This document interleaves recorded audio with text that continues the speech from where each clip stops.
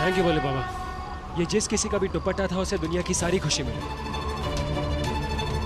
और अगर ये दिया बुझ जाता तो शाकाल तो मेरी जान ले लेता।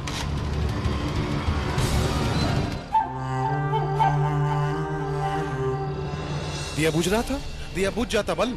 अगर ये दिया बुझ गया तो बहुत बड़ा अनर्थ हो जाए। लेकिन जीजा जी, दिया जल रहा है। हमें जल्दी से इस जोत का स्थानांतरण दूसरे दिए में करना होगा। क्या कर रहे हैं आप?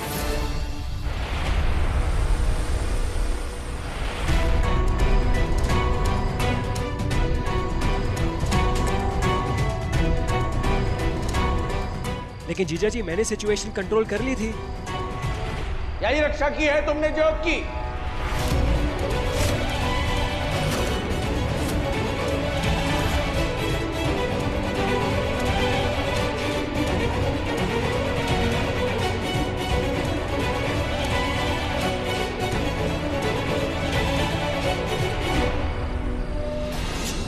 आज अगर ये जोत बुझ जाती तो मेरी वर्षों की कमाई प्रतिष्ठा एक क्षण में मिट्टी में मिल जाती। मैं गांव में किसी को मुंह दिखाने के लायक नहीं रहा। लेकिन व्यास जी, दिया जल रहा है। मैंने इसको। तुमने नहीं, आलेख की सजगता और प्रयास से ये जोत प्रज्वलित है अभी तक। इस बात का साक्षी मैं स्वयं। मैंने समझाने का प्रयास किया था तुम्हारी बहन को, तुम इस काम के लायक नहीं हो। लेकिन वो तो तुम्हारे प्रेम में अंधी है ना, और प्रेम में अंधा होने से ना तो तथ्य बदलता है और ना ही सत्य। और सत्य ये है कि तुम ज्ञानियों का रक्त मिट्टी में मिलाने के लिए जन्मे हो।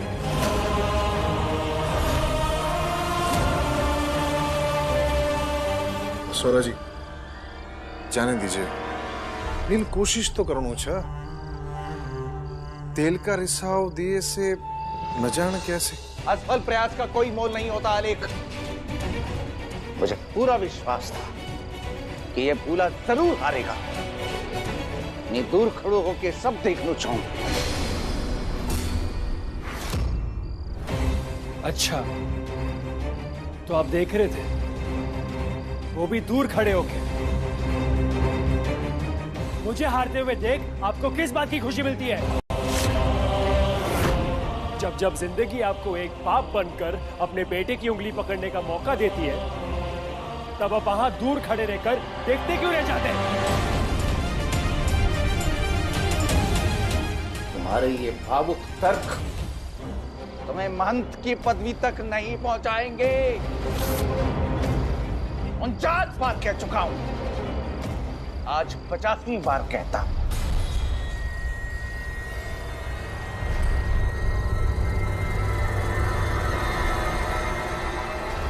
महंत बनने के लायक नहीं हो तुम।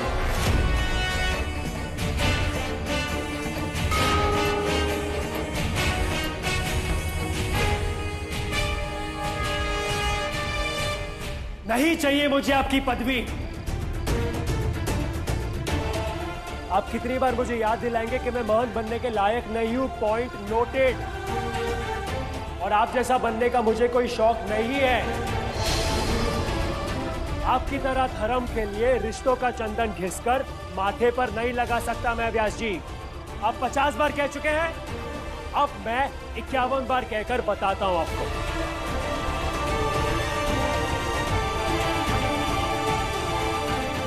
नहीं बनना चाहता मैं महंत, नहीं बनना चाहता मैं महंत, नहीं बनना चाहता मैं महंत, नहीं बनना चाहता मैं महंत, नहीं बनना चाहता मैं महंत, नहीं बनना चाहता मैं महंत, नहीं बनना चाहता, नहीं बनना चाहता, नहीं बनना चाहता मैं महंत।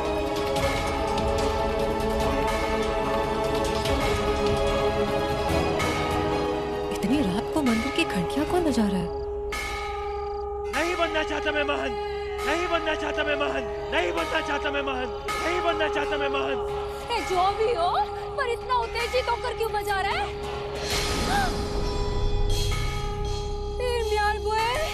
कहीं नील और व्यासी के बीच फिर से खटपट ना हो गई हो?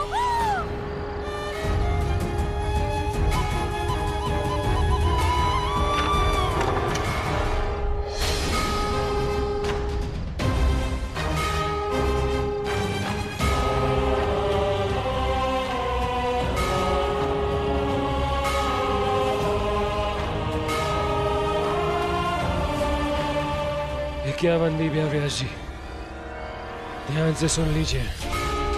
नहीं बनना चाहता मैं महंत।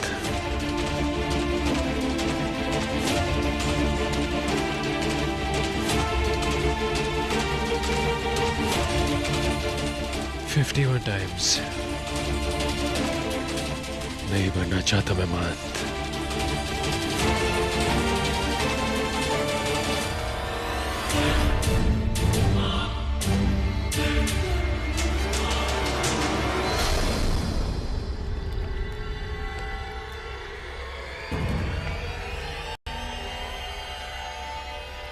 नील,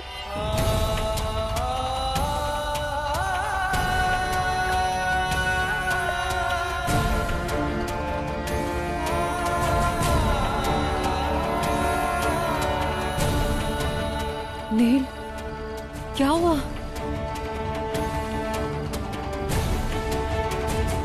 तू हंसते हंसते मेरी जान मांग ले भक्स।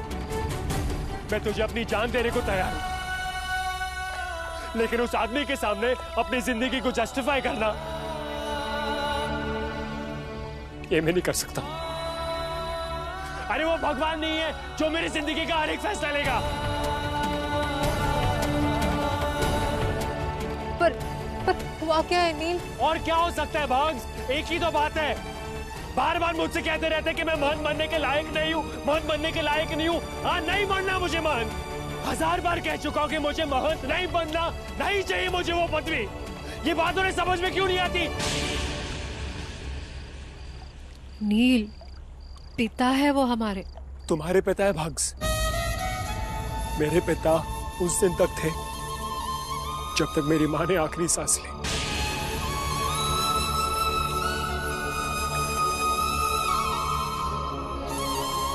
आठ साल का था मैं, और उस रात मैंने अपनी माँ और अपने पिता दोनों को खो दिया था। माँ की हालत देखकर पहली बार दिल का डर विश्वास बन गया था कि अगली सुबह बिन माँ की होगी। और जाते जाते बस व्यास जी के हाथ से सिंदूर और गंगा जल मांग रही थी वो।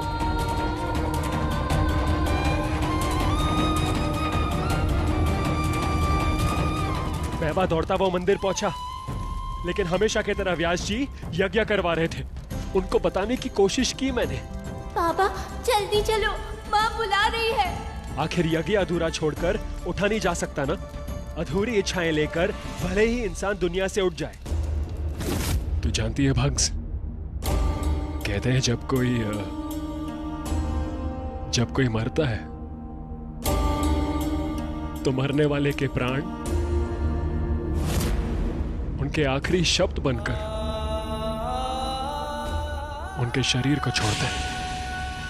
और उस रात मैंने डिसाइड कर लिया था कि मेरी माँ की प्राणों के तरह जो मेरे आंखों से बह गया वो सिर्फ खाना पानी नहीं, मेरे बाप का साया भी था। अरे व्यास जी हवन कुंड को घी देने में इतने व्यस्त हो गए थे कि मेरी मरती हुई माँ को 2 बूंद गंगा जल नहीं दे पाए। तू जानती है भग्स, अपनों को दर्द देकर भगवान को खुश करने का लॉजिक मुझे कभी समझ में नहीं आता। नहीं बनना चाहता मैं तेरे पिताजी जैसा। नहीं चाहिए मुझे महंत की गद्दी। मेरी माँ की पूरी जिंदगी मंदिर के बाहर बैठे भूखे गरीब लोगों के लिए खाना बनाने में निकल गई। उनके हाथों का स्वाद आज भी मेरे गांव वाले पहचानते। और मैंने डिसाइड कर लिया है कि मैं मेरी पूरी जिंदगी उनके हाथों के स्वाद को जिंदा रखने में बिताने वाला हूं। मुझे फेलियर कहते हैं। उन्हें लगता है मैं फेल हो चुका हूं लाइफ में, लेकिन सबसे बड़ा फेलियर वो है बाप बनने में फेल,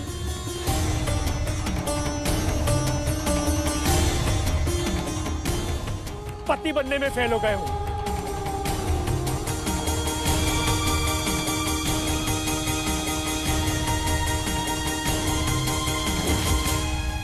कि आज तक उन्होंने एक भी बार ये कहा है कि हाँ बेटा, नील मैं हूं तेरे लिए।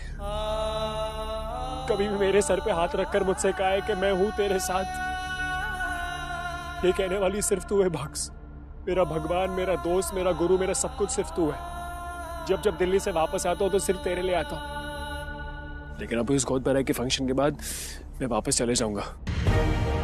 और तू कह देना उस आदमी से कि उनकी आंखों के कंकर को सिर्फ एक दिन और बर्दाश्त करना होगा।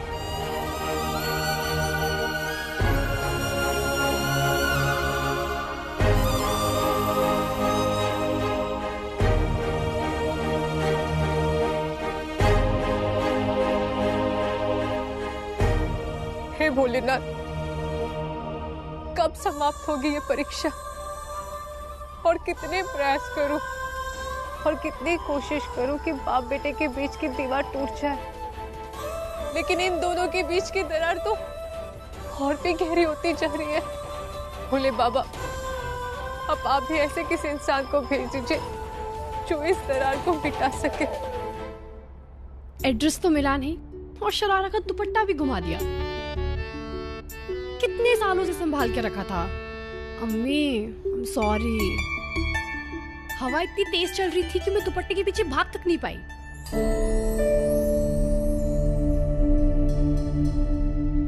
बाबा,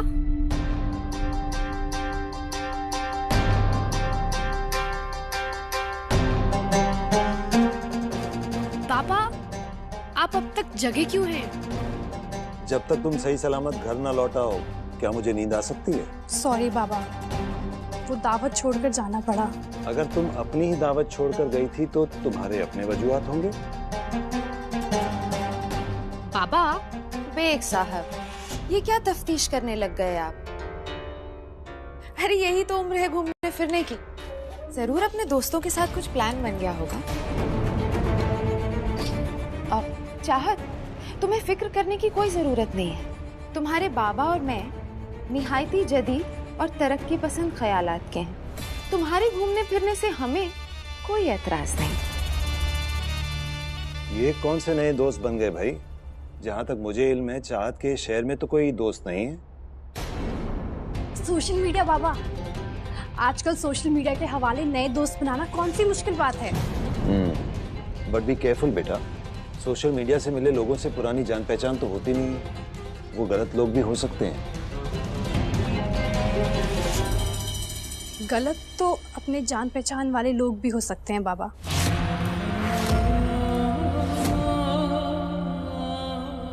खैर, आप बिल्कुल भी स्ट्रेस ना लें, मैं बहुत केयरफुल रहूंगी। चाहत, अपने तजुर्बे से तुम्हें एक नसीहत देती हूँ।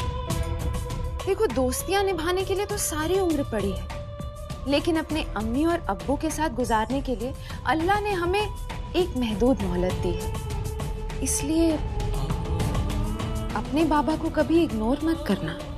अरे चाहत मुझे कभी इग्नोर नहीं कर सकती। और अगली बार घर पर दावत हो तो अपने दोस्तों को भी जरूर बुलाना। आओ बैठो। कल सुबह होते ही मुझे एमएलए साहब की भतीजी को देखने ऋषिकेश जाना है। इसका मतलब कल नर्सिंग होम की छुट्टी? छुट्टी किस खुशी में? कल डॉक्टर चाहत बेग मरीज देखेंगी। बाबा, मेरी इंटर्नशिप तो अभी अभी खत्म हुई है। मुझे इन सब चीजों का जरा भी एक्सपीरियंस नहीं है। तो क्या हुआ? सिजेरियन करने थोड़ी ही भेज रहा हूँ, बस थोड़े पेशेंस देखने। कजारा जी? चाहत तो मेरे केबिन की चाबियां सौंप दे।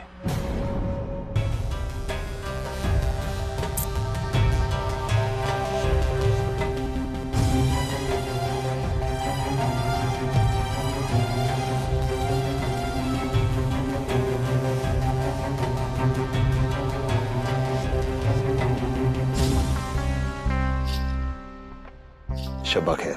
शब्बा खैर बाबा।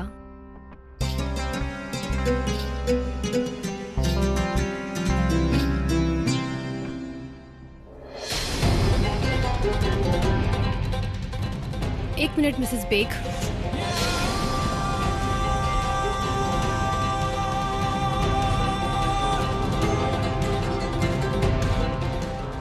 आपको क्या लगता है मुझे नहीं पता कि जबरदस्ती आपने मुझे इस दावत से दूर भेजा?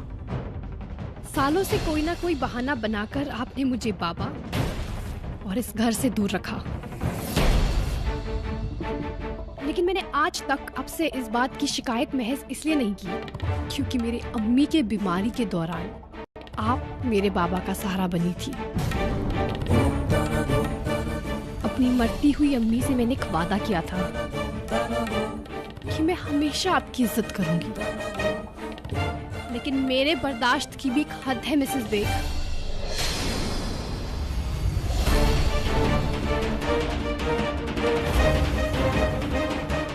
सोचा कि ये बात आपको याद दिला दूं।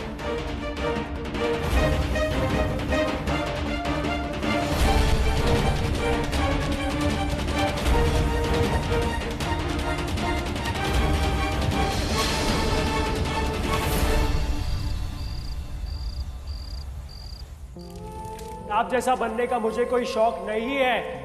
आपकी तरह धर्म के लिए रिश्तों का चंदन घिसकर माथे पर नहीं लगा सकता मैं, व्यास जी। नहीं बनना चाहता मैं महान, नहीं बनना चाहता मैं महान, नहीं बनना चाहता, नहीं बनना चाहता मैं महान।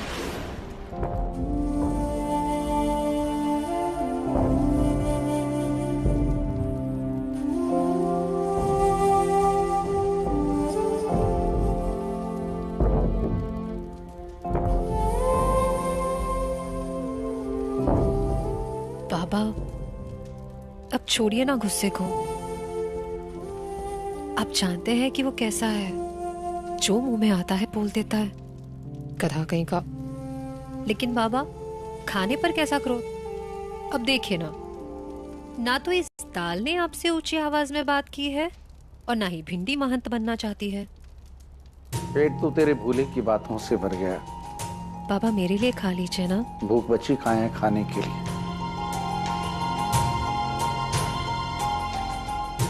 मैंने आज भिंडी बिल्कुल वैसी ही बनाई है जैसे आपको अच्छी लगती है, फली बीज भर कर।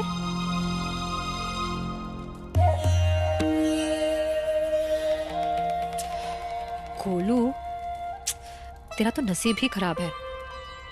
नाना और मामा दोनों गुस्से वाले मिले, लेकिन तू इनकी तरह नहीं बनना। अगर तुझे गुस्सा भी आए ना तो अपने दिमाग को शांत रखना और उसके लिए इस मंत्र को जरूर पढ़ना। ध्यान से सुनना। हाँ। सम्रेता पुंडरीकाक्षासा भाय भाता,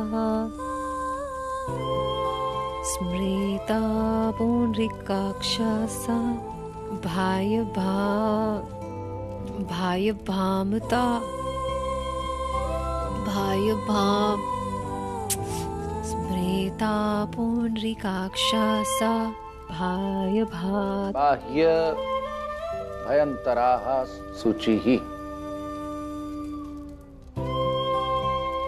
बाबा, एक बार फिर से बोलना। बाह्य भयंतराः।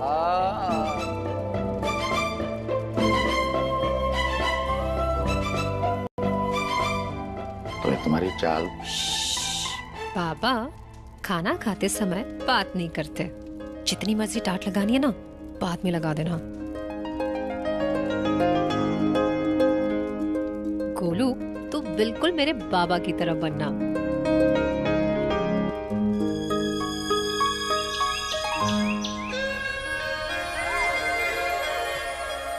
नील, नील, ओहो, क्या है गोलू? एक तो तेरा मामा कहीं नजर नहीं आ रहा है, ऊपर से लात मार कर तू मुझे तंग कर रहा है। कहाँ गया? मामा जी, आपने नील को देखा? कहाँ है? खाना बना। मामा जी, आप बोल क्यों नहीं रहे? तिलक, मामी, मामी ने कोई मन्नत मांगी थी और आपने मौन व्रत रखा है। हे भोलेनाथ, आप भी ना मामा जी। पर नील कहाँ है?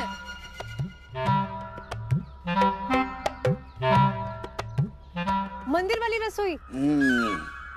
ओह, नील, रहना तू पल पल दिल के पास, जुड़ी रहे तुझसे हर एक सांस, रहना तू पल पल दिल के। नील, Bugs! नील तू यहाँ क्या कर रहा है? नारियल की खीर बना रहा हूँ, वैसी जैसे माँ बनाती थी। क्या बादशाह, कल तक तो मुंह से लपटे उगल रहा था और आज एकदम खुश। क्योंकि माँ हमेशा कहती है कि अगर रसोई में गुस्सा लेके आओ तो खाना फीका पड़ जाता है। वैसे किसी की गोद भराई है ना आज, तो मैं नहीं चाहता कि आज के दिन लोग फीकी खीर खाएं। एक काम कर, इधर तू बोतियों में चम्मच घुमाते रहे और मैं जरा केसर लेके आता हूँ, ठीक है? जी शेफ जी।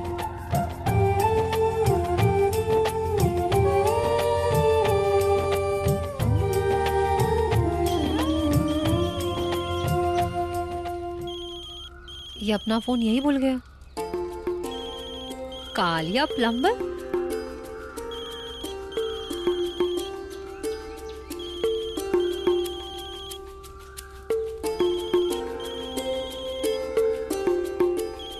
कालिया प्लम्बर इसे बार बार फोन क्यों कर रहा है? नील, व्हाट डिड दे से? हमारे बारे में सुनकर किसी ने गुस्सा तो नहीं किया ना बेबी? हेलो, कौन? Oh no, hello.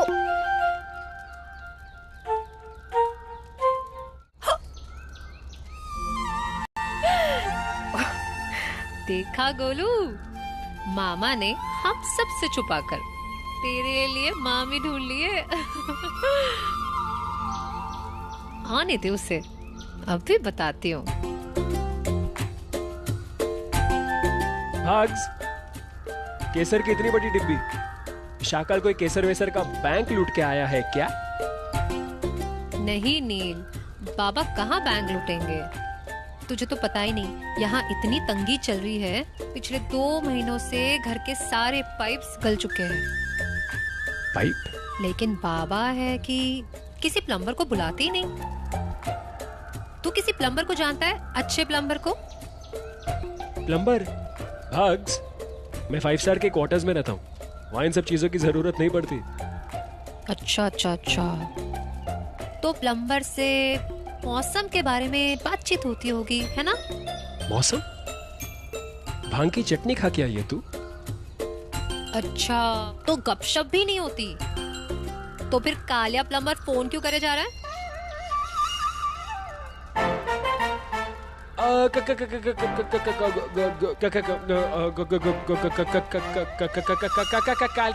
Kaliya plumber तो बार बार फोन करके परेशान करते रहता है, उसका काम ही मुझे परेशान करना। अच्छा अच्छा अच्छा, तो फिर एक काम करते हैं, तू ना कालिया प्लम्बर को यहाँ बुला ला। क्या है, घर के सारे पाइप्स की मरम्मत भी हो जाएगी और अगर अच्छा लगा तो उसे यहीं रख लेंगे, घर का सदस्य बनाकर। क्या बोलूं छा? जैसी तेरी मर्जी। शर्मा तो देखो कैसे रहा है। हाँ बग्स। लेकिन नील, कालिया प्लम्बर? मीरा नाम है उसका।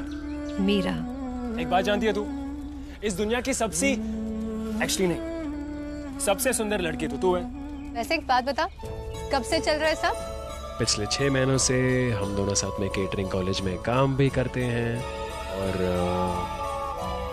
और मैं उससे शादी करना चाहता हूँ। I wanna marry her। बाबा की चिंता मत करना, उन्हें मैं संभालूंगी। No chance. बाबा और मेरी बात माने, ऐसा कभी नहीं हो सकता। मुझे क्या पसंद है उनको इस बात से कोई फर्क नहीं पड़ता। वैसे मुझे फर्क नहीं पड़ता, मुझे बस तेरा आशीर्वाद चाहिए और किसी का नहीं। तू ऐसे क्यों बोल रहा है? मैं बाबा को मना लूंगी, तू वो सब कुछ मुझ पर छोड़। अच्छा सुन, जाके उस कालिया प्लम्बर को फोन तो कर, अब तक तो उसके प्राण चले गए होंगे। अभी जाता हूँ। अरे सुन, फोन तो लेकर जा। लाडू है मेरा। अपनी मामी की मर्जी भी तो पूछ लेते।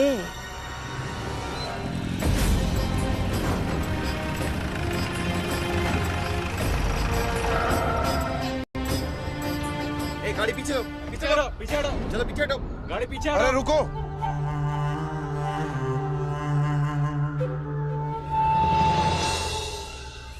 डॉक्टर बेग, अरे अब अपनी गाड़ी पीछे लीजिए ना। अरे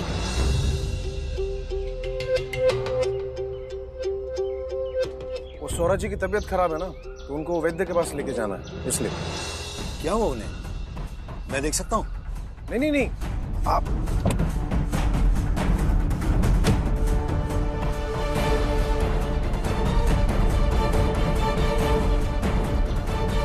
बुखार है आपको? घबराइए नहीं, मैं भी डॉक्टर हूँ। हाथ दिखाइए अपना।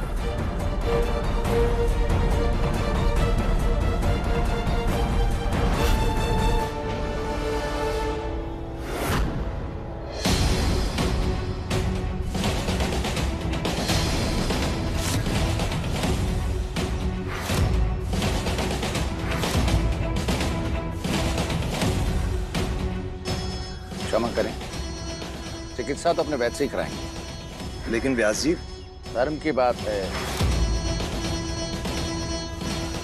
आप नहीं समझेंगे। पराये धर्म के डॉक्टर से चिकित्सा लेने से अधिक ज्वर के ताप से मरना योग्य समझते हैं।